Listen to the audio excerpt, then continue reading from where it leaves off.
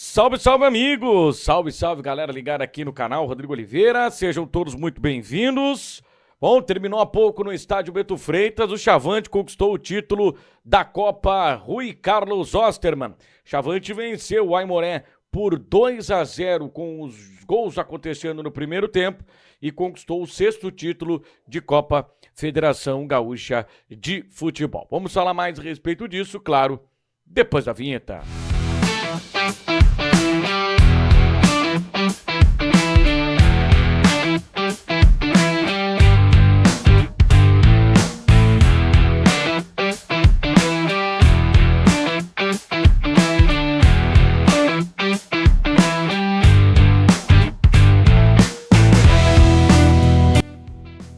Mas antes de prosseguir com o vídeo, eu quero aqui pedir para você, né, se inscrever no canal, ativar aí as notificações clicando no sino, deixar o like, comentar e compartilhar. Vamos lá então, pessoal, vamos falar então sobre o título do Grêmio Esportivo Brasil, né, o Brasil que, como eu já falei até no vídeo anterior, né, no vídeo prévio do jogo, que o Brasil teve um ano extremamente atribulado, um ano muito difícil, né, um ano em que o clube passou por muitas dificuldades, né, além de ter sido rebaixado para a divisão de acesso, o time não conseguiu se classificar para a segunda fase da Série D do Campeonato Brasileiro. Isso acabou implicando em vários problemas financeiros para o Grêmio Esportivo Brasil.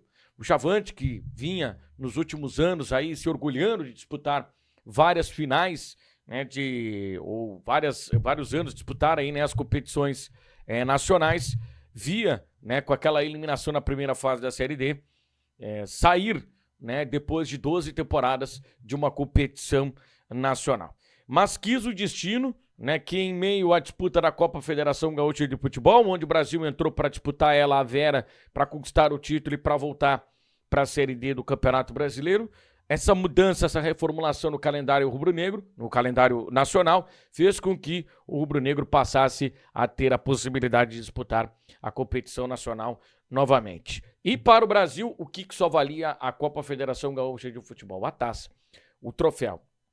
E o Brasil se empenhou. O Brasil teve mudança, né, no comando técnico. É importante a gente sempre lembrar isso, porque essa mudança no comando técnico foi o ponto de partida para o Brasil conquistar a taça.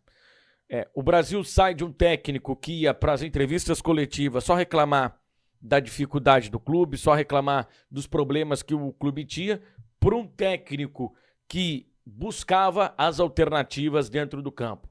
Um técnico que nunca foi para a entrevista coletiva reclamar da situação financeira do clube, chegou já sabendo como é que vinha a situação no Grêmio Esportivo Brasil, de um técnico que não reclamava quando perdia um jogador, ele exaltava a importância de determinado jogador, mas ele buscava as alternativas e a gente viu o Brasil mudando, sendo um camaleão ao longo da competição, mudando muito características, perdeu o seu principal jogador no sistema defensivo, o capitão Vitor Becker, né, perdeu também vários outros jogadores que vinham fazendo parte da espinha dorsal e mesmo assim o Gilson Maciel não ficou se vitimizando, ele não ficou utilizando isso como bengala para dar justificativa para um possível revés, para um possível fracasso.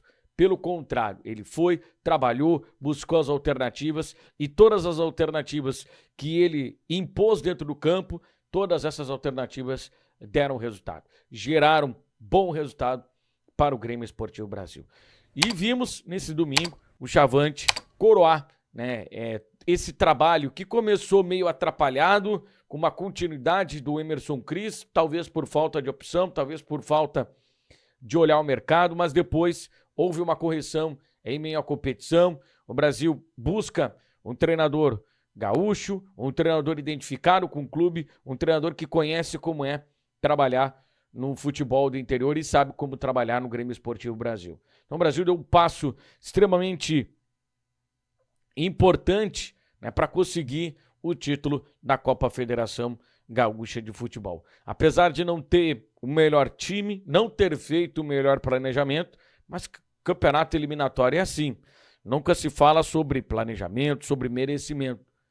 Quem chega na final e quem vence o jogo final conquista o título. E foi o que aconteceu para o Grêmio Esportivo Brasil. E mostra também, né, para os futuros gestores do futebol do Grêmio Esportivo Brasil, o potencial que esse clube tem. O potencial que esse clube pode despertar no torcedor. Mais de 8 mil torcedores estiveram presentes no estádio Bento Freitas, completamente lotado. Uma festa, assim, que a gente só costuma ver no estádio Bento Freitas, né? É aquela festa que começa muito cedo, nos arredores da Baixada. O pessoal vai para lá fazer o seu churrasco, vai para lá fazer a reunião, aquele grupo de amigos, né, que se reúne no estádio Bento Freitas, aquele grupo de amigos que tem, né, no Bento Freitas o seu principal ponto de reunião. E a gente viu mais uma vez que foi uma grande aglomeração de pessoas na chegada da delegação, e aquilo eu acho que contagiou os atletas, porque o Brasil, os jogadores, eles sabiam da responsabilidade que eles estavam carregando ao entrar dentro do campo com a camisa vermelha, e precisavam, né, principalmente honrar dentro do campo aquele voto de confiança que o torcedor nas arquibancadas deu para esse grupo de jogadores. Porque se a torcida não confiasse no grupo de jogadores, muito provavelmente o estádio não estaria lotado. E a torcida compareceu, a torcida lotou o Bento Freitas, a torcida fez uma grande festa e a torcida foi premiada com os jogadores entrando dentro do campo e deixando absolutamente tudo. O Brasil abriu 2-0 no primeiro tempo, né, com os gols do Murilo Cavalcante, também do Wesley Santos. E depois no Brasil administrou mais o jogo. No segundo tempo, o Aimoré partiu um pouco mais para cima, tentou de todas as maneiras buscar o empate, mas acabou não conseguindo. O Brasil se segurou, teve até oportunidade para fazer o terceiro gol e fechar de vez o caixão da equipe do Aimoré. No final do jogo, né, a direção do Brasil fazia o comunicado para a imprensa, né, para passar para o torcedor de que o torcedor precisava se controlar na arquibancada e não invadir o campo. Assim que o Wagner Echevarria apitou pela última vez no jogo, a torcida não se conteve, a torcida invadiu o gramado do estádio Bento Freitas para comemorar esse título. E eu acho que a federação, ela tem que ter a sensibilidade, ela tem que parar com esse coxismo que ela adota nesses últimos anos. Cara, se fosse uma final do Campeonato Gaúcho, com times da capital, com o Grenal, aí pode utilizar o coxismo que eles quiserem, botar terno e gravata, fiquem à vontade. Mas agora, no interior, meus amigos, você não pode proibir o torcedor de fazer a festa. Então, a federação fez todo um imbróglio, né, fez todo um doce para entregar o troféu para o Grêmio Esportivo Brasil no apito final do jogo. Os jogadores ansiosos, o torcedor também estava ansioso para comemorar o título com a taça, e a federação dizia que tinha um tal do protocolo, que tinha que esperar, né, abrir ali para poder fazer a entrega do protocolo. Mas vão se catar, né? Vão se catar, fizeram um campeonato de várzea o ano inteiro e aí no final eles queriam um protocolo.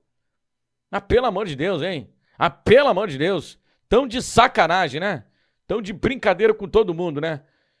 Foi nos duelos semifinais ali, foi uma putaria para decidir qual o horário seriam os jogos, e mesmo assim eles não conseguiram chegar em consenso nenhum.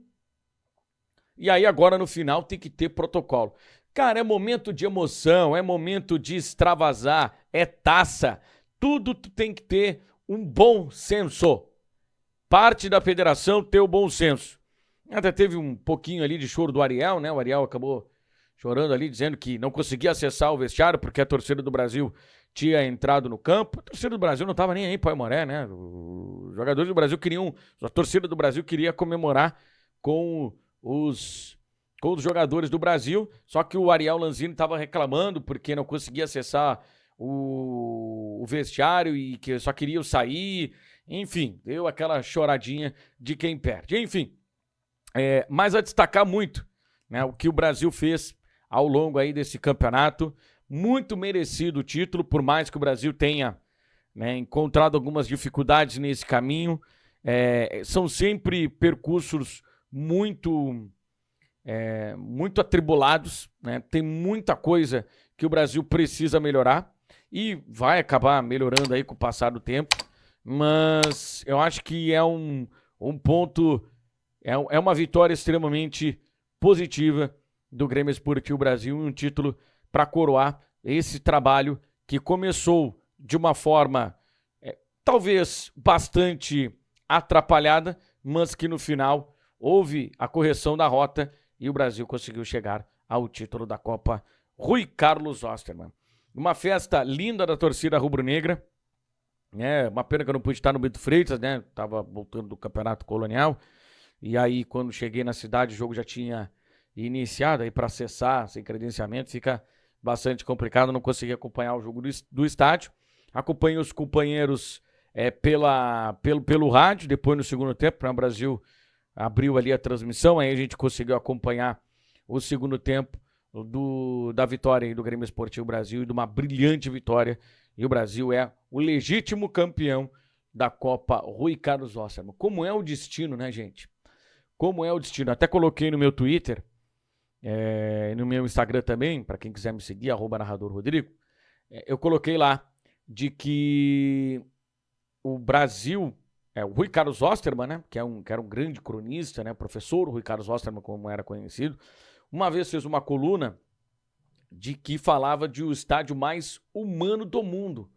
E olha que o professor Rui Carlos Ostermann viajou em vários países, conheceu vários estádios, várias Copas do Mundo. Então ele tem propriedade para falar sobre isso.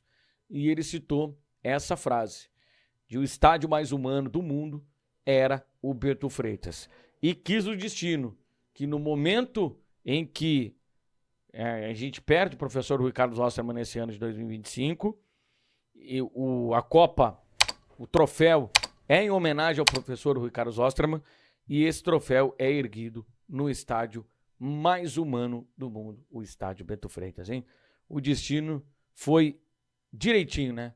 Foi direitinho que o professor Rui Carlos Ostermann fez essa coluna, e no momento em que a taça ali homenageava, foi erguido no estádio em que ele falou que era o mais humano do mundo. Enfim, parabéns à torcida rubro-negra pela vitória e pelo título, e que agora, né, esse foi o último jogo do Brasil no modelo associativo. O Brasil agora passa a ser SAF, né? 2026 promete ser um ano de seguir a reconstrução rubro-negra, e é muito melhor reconstruir, crescer, vencendo, sendo campeão, e foi o que aconteceu com o Grêmio Esportivo Brasil. Beleza, pessoal? Se inscrevam no canal, ativem as notificações clicando no sino, deixem um like, comente, compartilhe. Um abraço e até o próximo vídeo. Tchau!